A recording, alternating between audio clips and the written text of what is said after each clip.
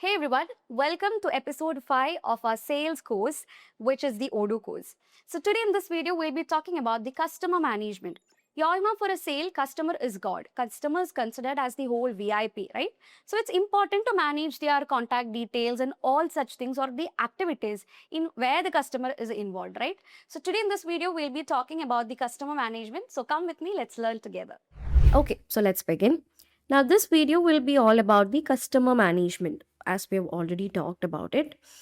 So, for that, you need the sales module. And if you go on and click on the orders menu, you can see the customers just below it as a sub menu. So, click on the customers. Okay, and this opens all the existing customers of your organization. Sorry. So, to manage these customer records, you have to navigate to the where orders, and under that, you can see the customers sub menu.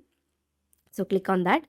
And as I said before, this section contains all the customers and company records which is stored in your database. If you don't have any records stored, means it will be blank and empty. Okay. So you have to make sure there is data. You have demo data and all. Okay. While you are learning Odoo. That's what I'm saying. Next, let's see the existing customers. Here, as you can see, we have a list of existing customers, and Odoo allows us to view the customer records in different formats depending on our preferences and business. So this is the list view of the customer. As you can see on the top right corner, you have two different views. One is the list view and the other one is the Kanban view. So Kanban view, be familiar with the term, which is Kanban view and the list view. So the Kanban view is simply a card-like view. So if you take a single card, you can see the picture which you have said once you are creating this particular customer, the name of the customer, contact information, any kind of tags given, and every similar details, even the activities related to the customer can be seen on the single card. So that is the Kanban view. So let's put it back to the list view. Here in the list view also, you can see the name, the email, the phone number, activities, and the country. Along with that, the different activities of the what and all things the customer has been involved in, that can be seen over here. So let's create a brand new customer. How to create a customer? For that, simply go on and click on new. Okay, so this opens a page or a form. Okay, now this is where you create a new customer. Now I'll put an example for you. Okay, so you have two options. Either you can create a company or a person. So if it's a company, means this is how the page looks like.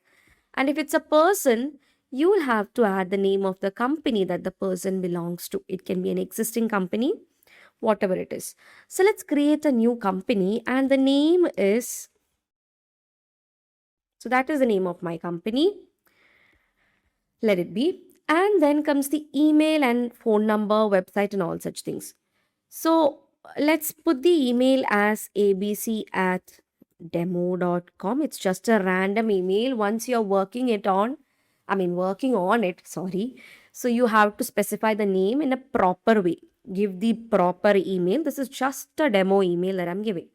And here you can specify the phone number. So I'm giving a phone number over here. Okay. And then comes what? The address. So you have to enter the address of where this, company is located in. ABC Street is the name that I'm giving. You can choose the city, the country, and all such things.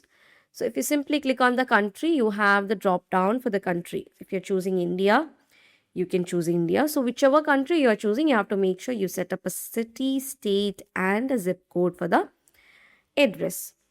And you have the option to specify the tax ID, the website, and all. Here you can specify the website as well. Okay, so if www.abctechnologies.com is the website, then you can put the website over here, the language, and comes the tag. So you can specify the tag as well. So first things first, you have to enter the basic information such as the customer name. Okay, and then the email address, the phone number, and the website, which will maintain the accurate information, which helps you all to streamline the communication and the sales activity. Now let's talk about the configuring of the address.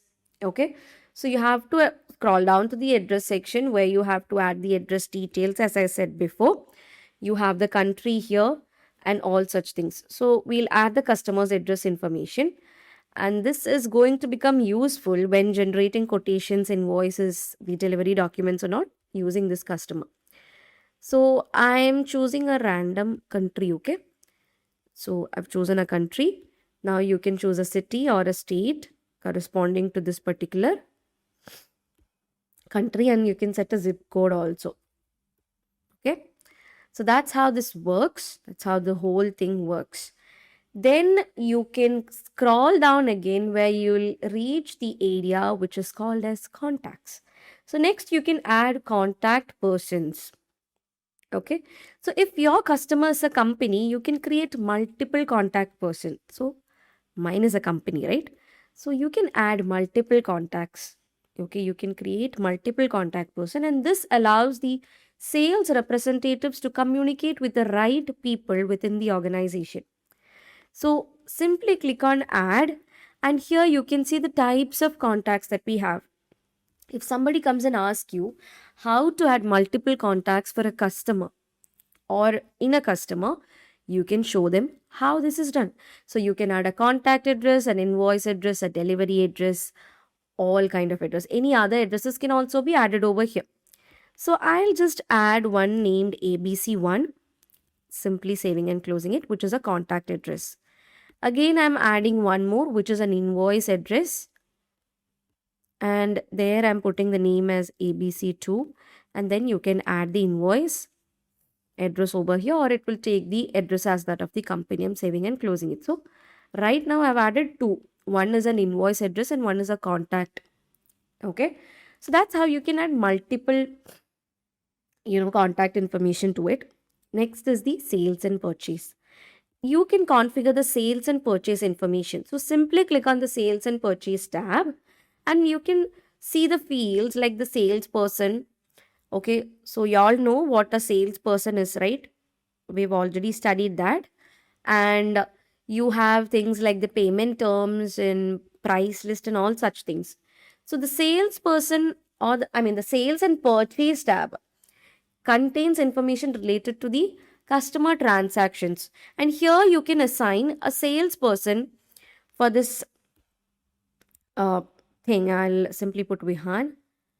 And you can see the payment terms, and for the point of sale, you can see the barcode. You can set a barcode for the person. Okay, and you can configure different payment terms for the person. Like by default you can set one for the customer, or simply you can choose it wherever this is required. While you are creating a quotation and all, in such cases you will have to choose the payment terms. If you are setting one, then this default payment terms will be taken. Otherwise you will have to configure it from there wherever this field comes. So if you want to set it as 30 days, you can set that. If you want to set a default payment method for this company, you can set that as well. Then comes the price list. So if you want to set a price list customized for this particular company or the customer, you can set that here. Delivery method can be set it up. Similar to that, you have the purchase tab where you can set the group RFQ on order, daily, weekly, or always. Set a buyer, the payment term for purchase, payment method for purchase, the receipt reminder.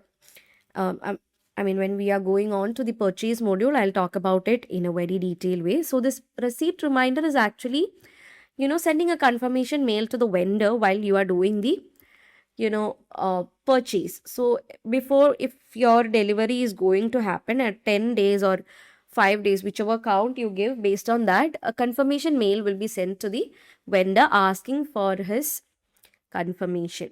Okay, and then you have the supplier currency that can be set it up over here. Then comes the physical position, which is basically for the tax mapping, and the miscellaneous information of the company can be specified over here. So that is the basics that come under the sales and purchase tab. Then you have what? The accounting information. So here you will have to specify the accounting information, where comes the general accounting information, invoice and follow-ups, the credit limits and all for the company. You can configure the accountings of the company over here. Okay, so that's how that works. So you can add the bank accounts of your company, the receivable and payable accounts, and the auto post bill. So ask after 3 validations without edits. Everything can be, configured over here. And the invoice follow-ups are given here, whether how the reminder should be, whether it should be manual or automatic. And the next reminder date can be set up over here. For the follow-ups, obviously you need a reminder date, right? The responsible person for this can be configured there. If you want to set a credit limit for the customer, that can also be added over here. Okay, and comes the partner assignment, under which you have the partner activation. Okay, so you can add the commission plans, and I think you will be familiar with all these terms once you come at the end of the lessons. You can add a commission plan here, you can add the activation, okay, and the level weight. Similar to that, you have the partner review and the geolocation. So we'll talk about the assignments and all in detail. Then comes the internal notes. So you can simply open this, and if you want to add a sample note here, you can add it over here. So internal notes basically helps the teams to maintain important customer specific information that can be accessed whenever needed. Okay, and you can save the customer. This is the UBO. In every instance, there won't be all such things. Okay, so these are the basic things that comes under the creation of a customer. So once all the required information are entered, you can save it, save anywhere, I mean click anywhere on the screen, which will save your data completely. And to create, you can simply create the customer record from there. And you have a lot of smart buttons also. So you can open the saved customer. You have the smart buttons like a lot of things. Now this is a freshly created one. I'll do one thing. I'll open something which is already active.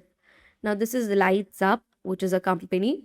And here you can see the smart buttons like opportunities. So this shows the opportunities which are involved, where this particular company is involved. Similar to that, you have the sales. There are 2 sales for the customer. Similar to that, you can see the invoice, how much amount is invoiced for the company, the dues, subscription, meeting, tickets, task, purchase, loyalty cards, documents, the lot and serial number, the website, the stakeholders, everything corresponding to the customer can be viewed over here. Okay, so Odoo is automatically going to track all your activities, or like all the activities related to a customer. Using these smart buttons, you can quickly access the quotation, sale order, invoices, and other related documents for the customer. Okay, so that is the basics of the customer. Next, you have the search and filter option and all. Okay, so these are the customer invoices. Now, if you click on this particular search bar, you have the filters, the group wise and all. Okay, so you can, search by name over here. You can search by salesperson, or you can simply group it by salesperson, company, country, and all such things. And here you have a lot of filters. If you want something else, you can simply type and see. If I want the company Lights Up, so I'm setting lights, and that company will appear. Similarly, you can, search for whatever you want, and if there is any related data, anything that satisfies your search, that will be displayed over here. So as your company or the customer database grows, Odoo search, filter, and group by feature will help you to find the records quickly and efficiently. Okay, so if you want to, if you want to open a freshly created one and all, and if you can't find it, simply search for that over here. Okay, and now that our customer is ready, we can immediately create quotations and begin the sales process, which we'll be covering in the upcoming video. So that's it, guys. So that's how you can easily manage the customer using the sales module of Odoo. I hope that was clear for you all. Thank you so much for watching, and see you guys in the next episode.